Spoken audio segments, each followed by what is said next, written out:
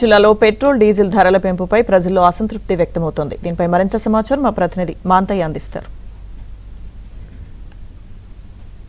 రోజు రోజుకు పెరుగుతున్న పెట్రోల్ డీజిల్ ధరలతో సామాన్యులు ఉక్కిరిబిక్కిరి అవుతున్నారు. ఉమ్మడి ఆదిలాబాద్ జిల్లా వ్యాప్తంగా లక్షల్లో ప్రజలపై భారం పడుతోంది. చెప్పండి, ఏంటి పరిస్థితి? డీజిల్ ధర పెరిగింది కదా, మీరేమంటారు? డీజిల్ రేటు ఇంతకుముందు 96 రూపాయలు పైసలు ఉండేది. ఇప్పుడు ఇంతకుముందు మహాలక్ష్మి పథకం వచ్చి బస్సు ఫ్రీ చేయబట్టి గిరాకులు కూడా లేకుండానే లేడీస్ అందరూ బస్సులనే ఫ్రీ పోతారు. మాకు జీవనోపాధి కూడా దెబ్బతిన్నది. ఇప్పుడు ఈ ఉన్న గిరాకులలో ఈ జీవనోపాధి బతకడానికి ఇబ్బందులు ఉంటే రేట్లు రోజు రోజు పెంచుకుంటూ పోతే మరి ఆటో డ్రైవర్ల జీవనోపాధి ఎట్లా, వాళ్ళ భార్య పిల్లల్ని పోషించుకోవడం ఎట్లా? చెప్పండి, ఈ ధరల పెరుగుదల మీరు ఏ విధంగా చూస్తారు? ధరల పెరుగుదల అనేది సామాన్యుడికి చాలా ఇబ్బందులు అవుతూ ఉన్నాయి. ఎందుకంటే ఒకప్పుడు పెట్రోల్ ధర అనేది 60-70 రూపాయలు ఉండేది. బండి బయటికి తీసి పనికి వెళ్దామంటే అనేక ఇబ్బందులు పడతా ఉన్నాం.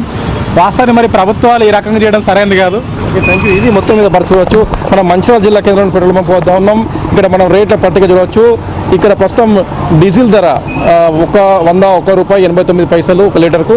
అదేవిధంగా పెట్రోల్ ధర ₹116.71. అంటే మూడు సార్లు ఈ నెలలోనే 3 సార్లు పెంచడం వల్ల 116కు పెట్రోల్ చేరింది, 101కి డీజిల్ చేరిన పరిస్థితి.